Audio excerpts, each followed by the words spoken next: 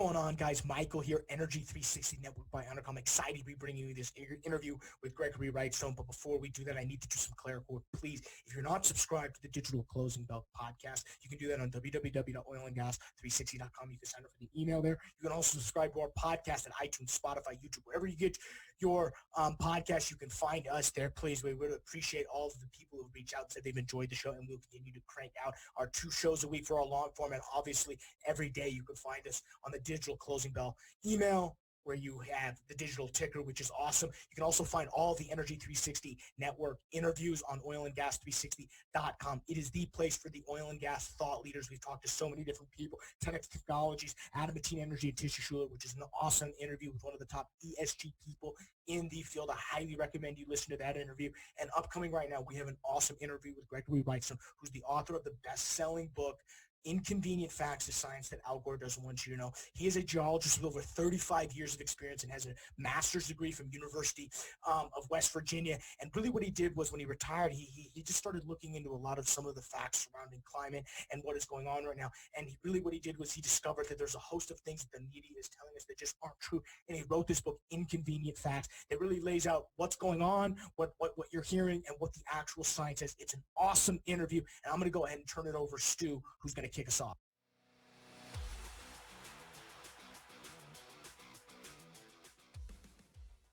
You're coming from the East Coast, aren't you? Pennsylvania. Yeah, exactly. Actually, we just had a snowstorm. On April 21st here, so which was unusual. Still, we got below freezing last evening, so we've had an unusually cold April. So it's been that pesky global warming is. I'm ready for it to have an onset of it pretty soon.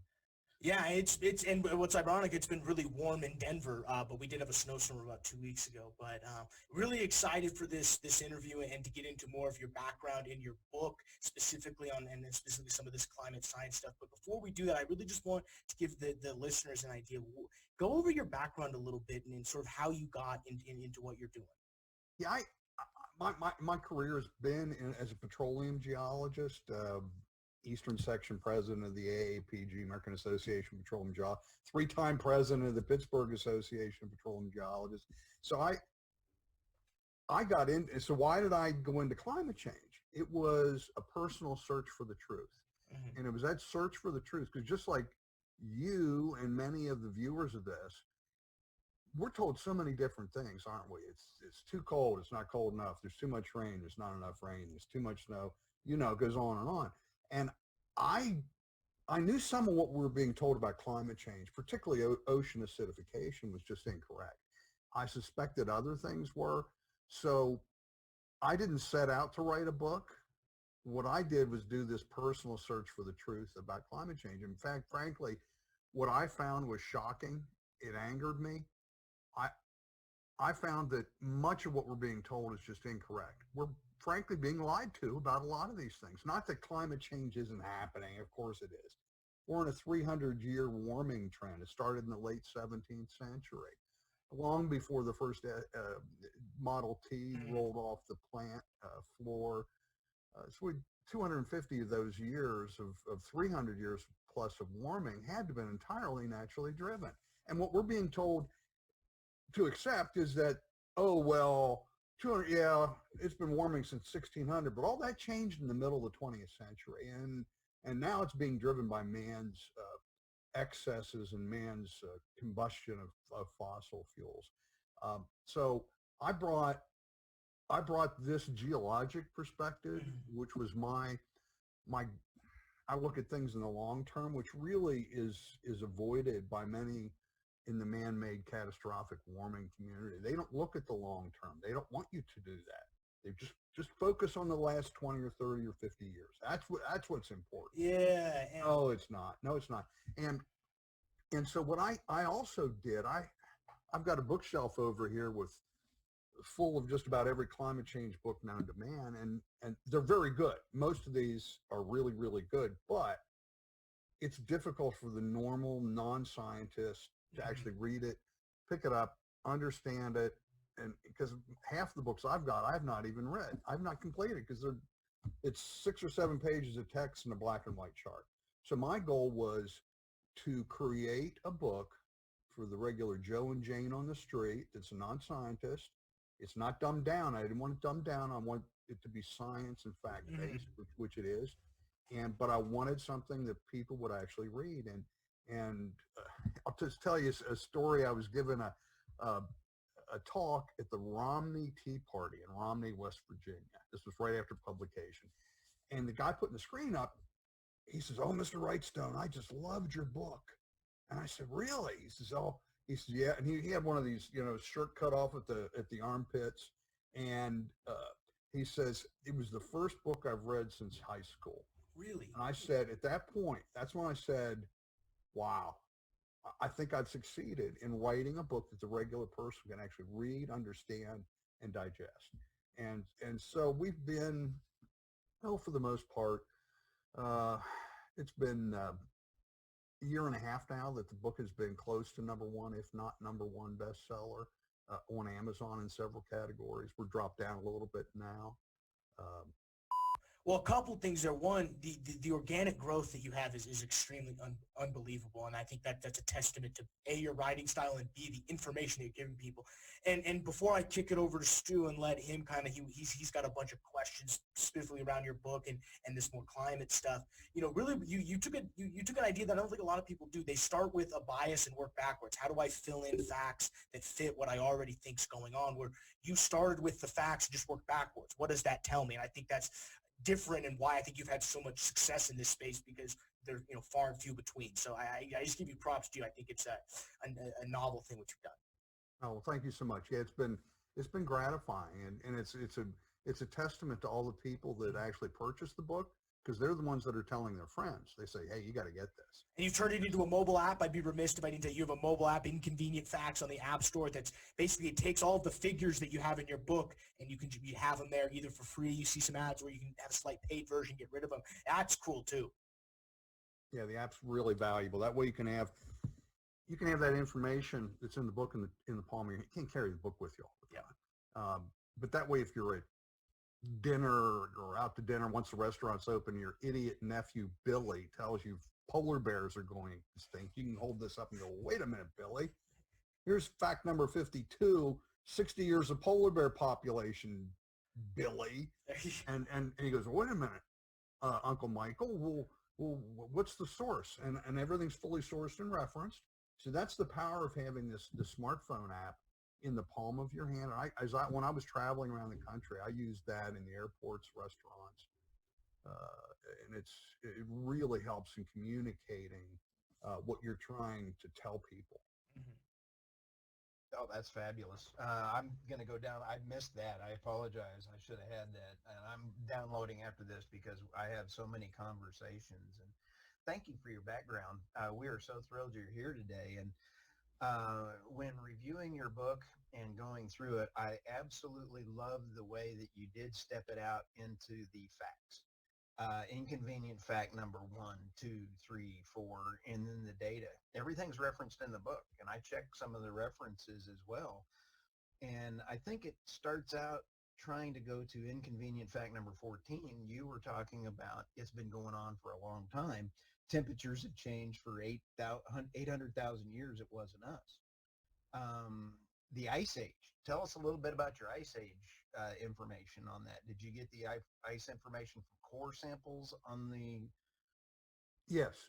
The 800,000 years references data from ice core samples from Antarctica.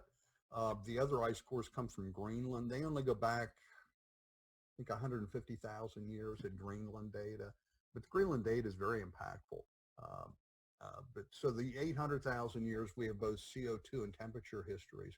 And what we find are these 100,000 year cycles that are of temperature that are driven, and CO2, that are driven by what are called the Milankovitch cycles. These are the Earth's wobble, the eccentricity of the orbit, things like that. They're driving really big temperature changes as we go in and out of the glacier. We're in an interglacial period now. We've been in an interglacial period for 10 or 11,000 years.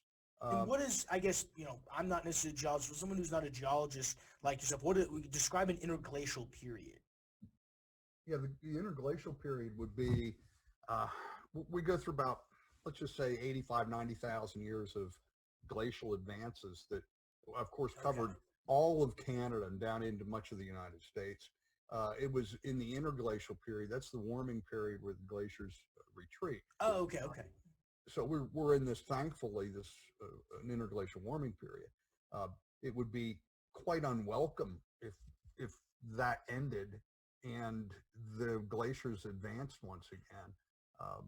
If that occurred, Donald Trump's probably building the border or the wall on the wrong border, because every single Canadian's going to be heading south because they don't want to live under hundreds of feet of ice and snow. So this is a period I like to look at, and I use a lot in the book. If you've looked at it, the last 10,000 years is very impactful. That dates from the time of the end of the last glacial advances, and looking at that, it's really, really important. And my next book that I'm working on right now will also deal more involved with this. The notion, I've identified two huge things in the climate change debate. Number one, we're being told that our temperatures today are unusual and unprecedented over thousands of years. If that's the case, if our temperatures today are unusual and unprecedented, and that's a strong argument in support of CO2 driven warming, because we're burning fossil fuels and adding CO2.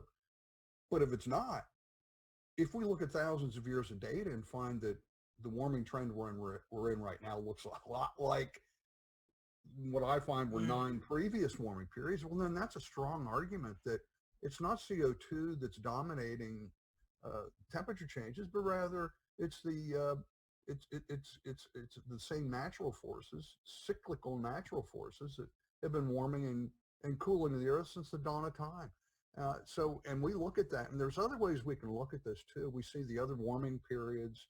The most recent ones were the Roman warm period, which is the time of Christ, and then the medieval warm period, which is the high Middle Ages. When you think of that, Magna Carta, the great Middle Ages. And just opposite from what we're being told, aren't we, that, oh my God, we can't let it get 1.5 degrees warmer. We're all going to die, and we're going to have famine and heat waves, and it's going to be really bad. But if we look through history, and it's fascinating, when we look through combined climate history with human history, there's a strong correlation between the rise and fall of temperature and the rise and fall of civilizations. That when it was warming, these other warm periods, the Earth's ecosystems thrived and prospered, and humanity benefited. Each one of the warming periods, we had bountiful harvests, food was plentiful. And what that allowed people to do, instead of grubbing and worrying about feeding their family next week or next year, they had time to tinker, to dream, to invent, to sculpt. And we saw great civilizations rose up during those warm periods. It was the intervening cold periods that were horrific. They were awful. And those cold periods went by the names of things like the Greek Dark Ages, the Dark Ages. The last one we had was the Little Ice Age. And food, crop, each one of these cold advances are accompanied by crop failure, famine, pestilence, and mass depopulation. The last one, the Little Ice Age, half the population of Iceland perished. Of course, we know the Vikings couldn't survive on Greenland. It's not that as much as a third of the entire world's population, Earth's population of humans, perished during that cold period. And it's, again, just think about it. It's just opposite of what we're being told. Yeah. We're being told, oh, fear the heat. No, welcome the heat. And my big story, when I talk to people, I'm a huge proponent of the many benefits of rising temperatures and increasing CO2. Just about every metric you look at, it's getting better. Earth's ecosystems, deserts are shrinking, they're not growing. We're growing more and more crops. With warming temperatures, we see a lengthening of growing seasons. The killing frost and earlier in the spring and arrive later in the fall. You can get more plantings in. And then we have a huge benefit of increasing CO2 fertilization effect with increasing CO2.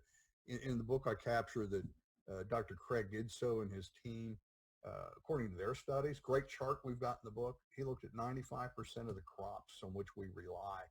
And he found that a 300 part per million increase of CO2 could lead to a 46% increase of crop growth. Isn't that a great story?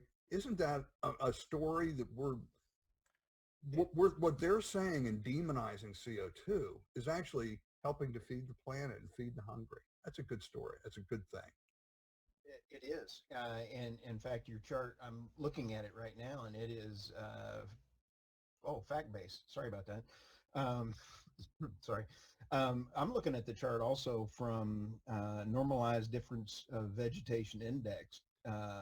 That tells the whole story about the green difference that's coming along. Yeah, that should be, I've often stated the greening of the earth, it should be a front page story on the New York Times. It's possibly the biggest story of the late 20th and early 21st century. And what we have is, according to NASA, this is NASA saying it, not Greg Wrightstone. NASA tells us that up to 50% of the earth is what they call greening, and that means increasing vegetation. Less than 4% of the earth is what they call browning or loss of vegetation. That's a good trade-off. I'll take that any day of the week. And what we find too, it's the formerly arid areas, the deserts, are greening. A lot of these areas. It's the southern Sahara is probably the best example. It's called the Sahel. 300,000 square kilometers of the Sahel are turning, a former desert, are turning into a lush grassland. People are moving back into these areas, gazelles, even amphibians. They're growing crops in former desert. No, who knows that? Nobody.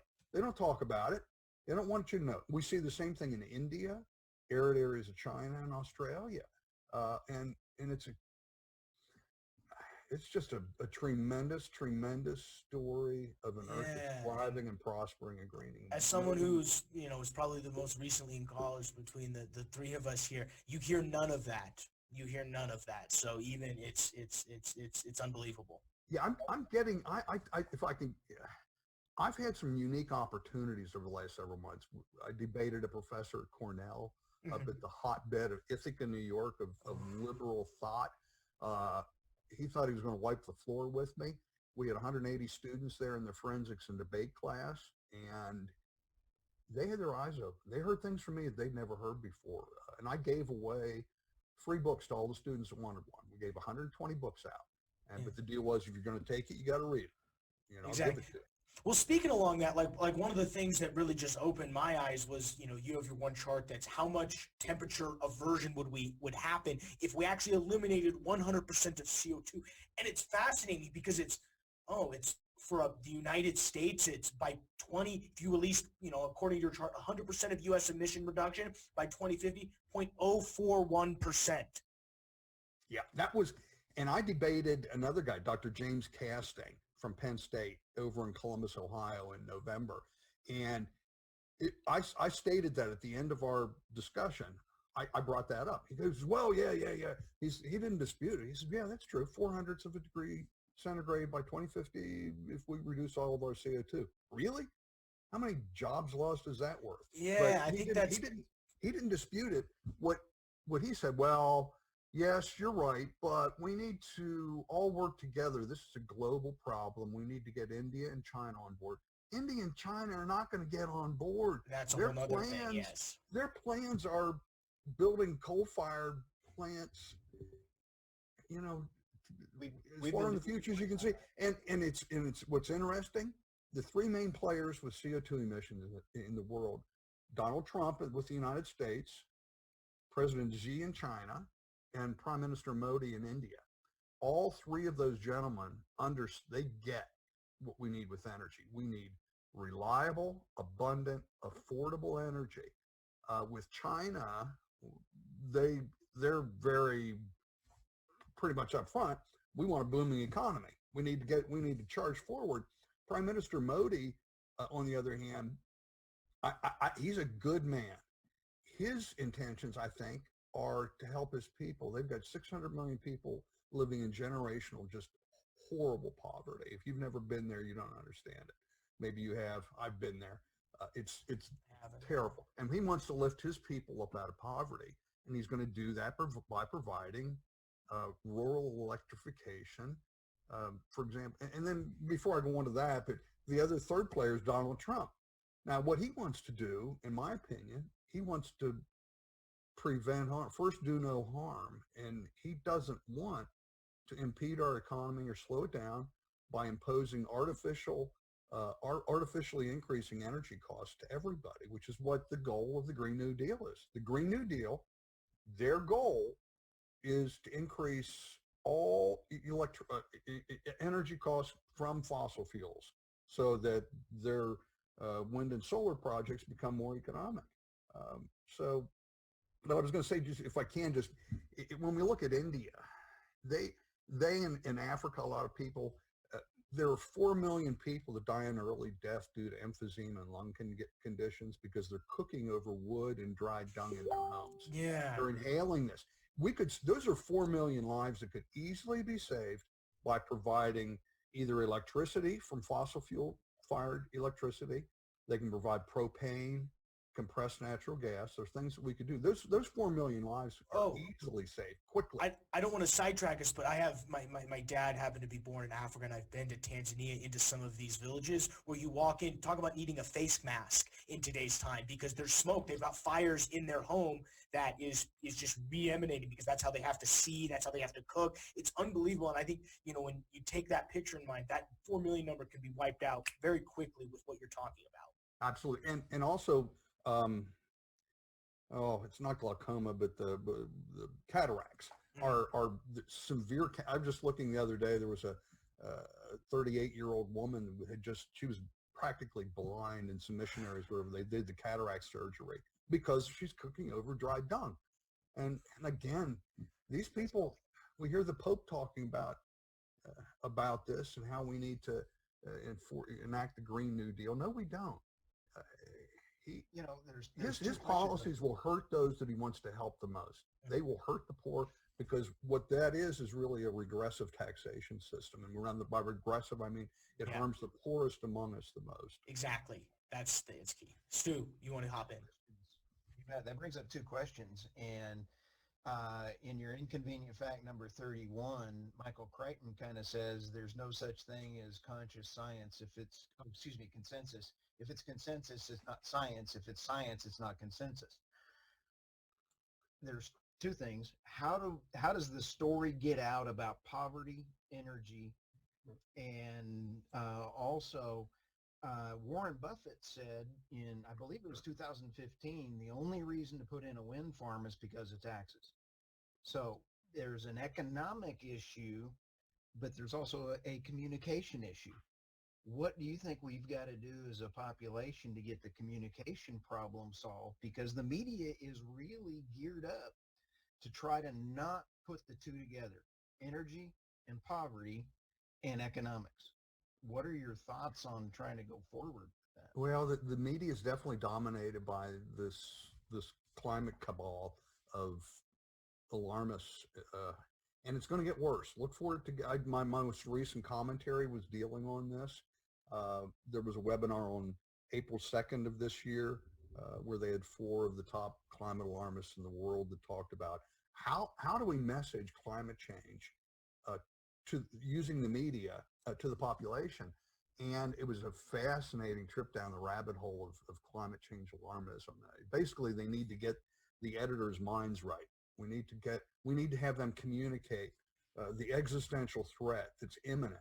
And it was fascinating. A lot of what they talked about they talked about in the era of COVID-19, they talked about distancing. And with COVID-19, when it was over in Wuhan, we weren't that scared. It was, it's their problem. But then it got closer and closer, and that's when we started getting scared. And finally, it's on our doorstep, and it's here, and we're terrified. And so this is this. And when it comes to climate change, they talked about distancing, is that it's something that's going to occur many decades in the future and doesn't really. And so what they want to do is they said what we need to do and have the media do is present how immediate of a threat this is. We need to show them how the population, how they're being affected today by climate change.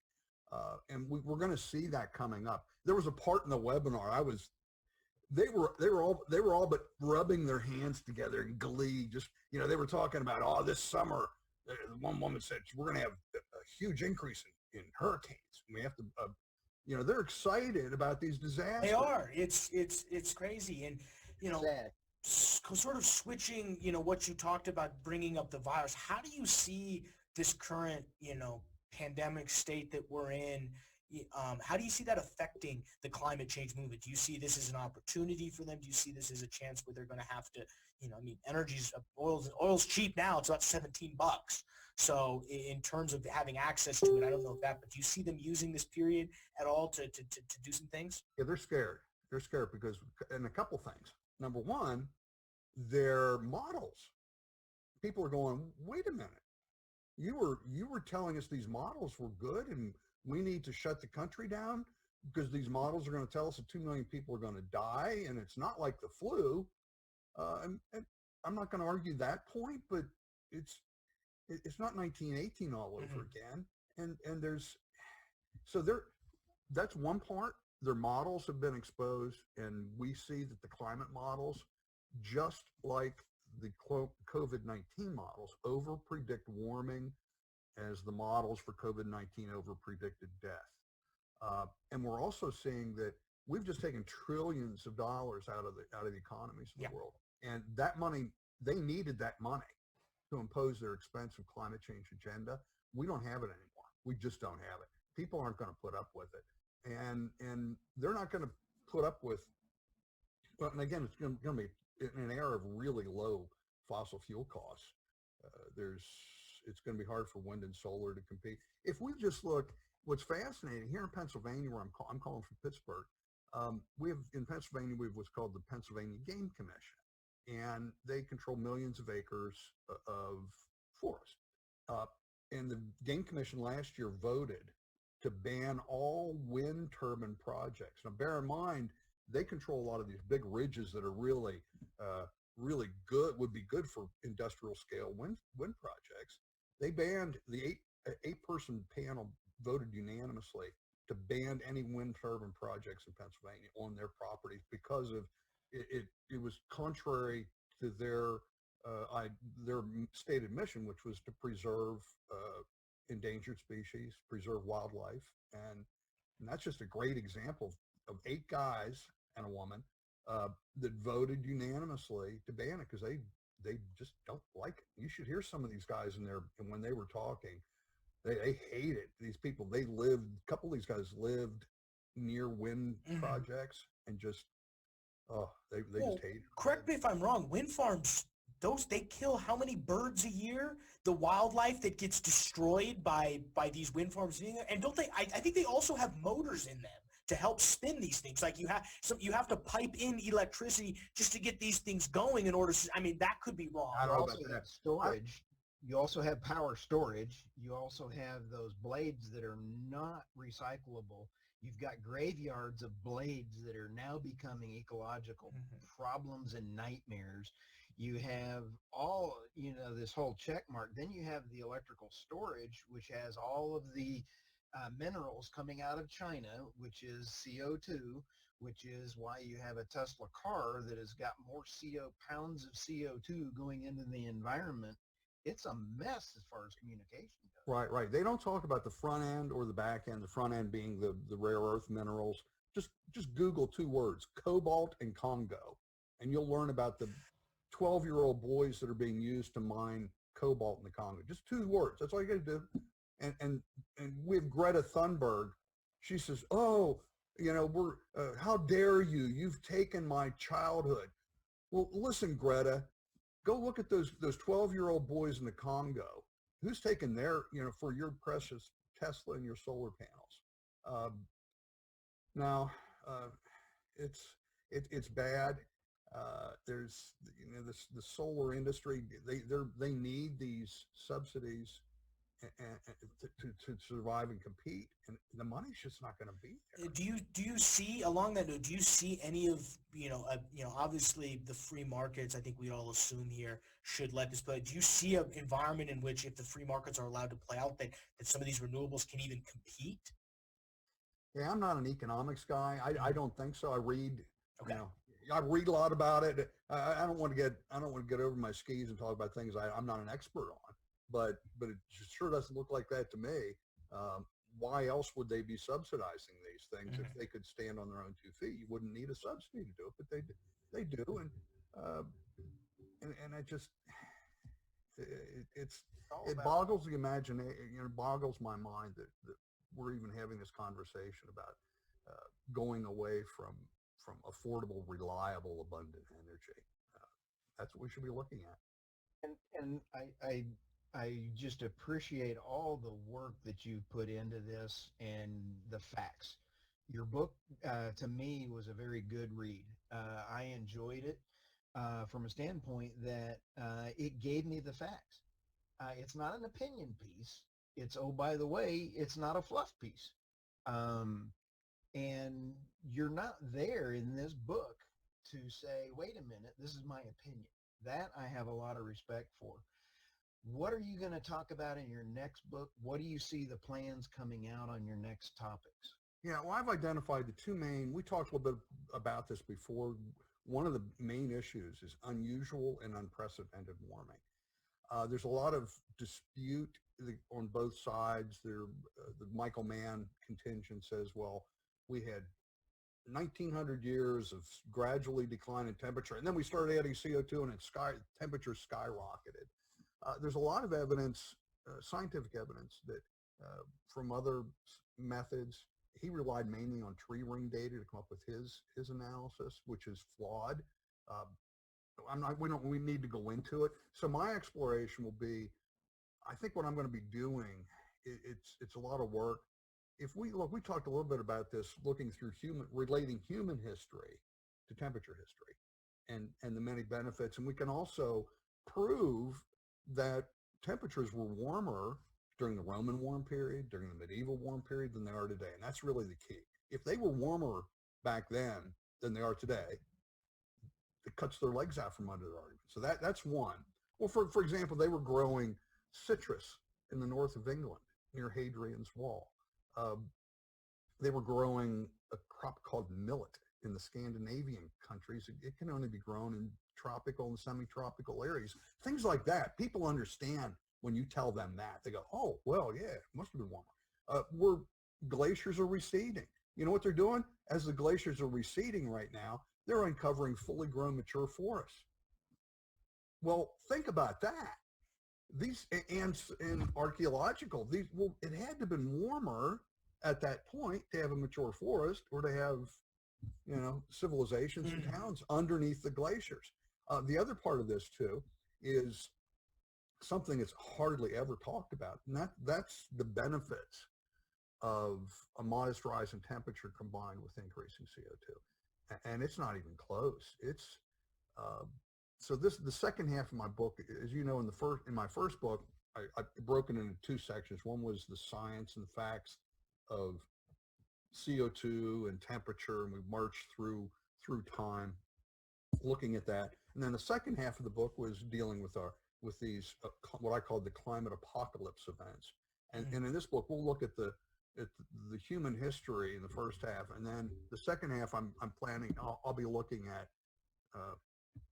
just charts just showing how much better it's getting, showing various crop growth related to temperature and CO2 and things like that. And just we can do that in chart form to show people just about by every metric, life and ecosystems are improving. And yeah, so it's, and I get angered at some of these lies that are, I just get so angry. The misuse and abuse of the scientific process, it's unacceptable. These scientists will be called on the carpet hopefully at some point in the future.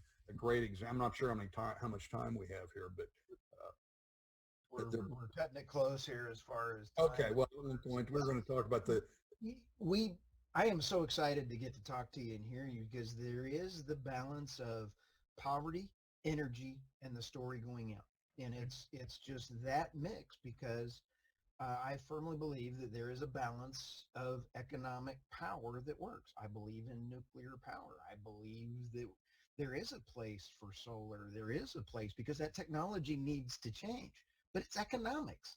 I mean, it's poverty and it's health of people that should be number one. Let I me- just really appreciate well, before we end, I want to tell you what my philosophy is. My Okay. philosophy is we should use all of Earth's resources for the betterment of mankind and do it as good stewards. That's Bam. crazy. That's crazy. Woo. Bam. That That's is very awesome. well said. That's one Let's get cent. that quote out there because that is exactly what I believe. Thank you. Well said. One sentence. That's all we need. Who can Um, disagree with that? You'd be surprised how many. That's crazy that people would disagree with that. And we are about out of time here. Before we let you go, we talk about shameless plugs on this show a lot. So you can give a shameless plug for your book, what you're doing, and what you have going on. Yeah, so that's my book. Whoa, it's going bizarro on me. Inconvenient Facts. We've got a great website, inconvenientfacts.xyz. It's getting redone. It's going to look great. Yeah, thank you, Michael. And so we're going to have, and I'm going to have a merchandise section there. I've got some cool I Heart CO2 t-shirts and the bumper saw sticker on that the back of my SUVs. You'll be getting your bumper stickers maybe today or tomorrow, Michael. Awesome. But I love CO2 merchandise because I do. I really love CO2, and you should too. And so these kind of like what a messaging.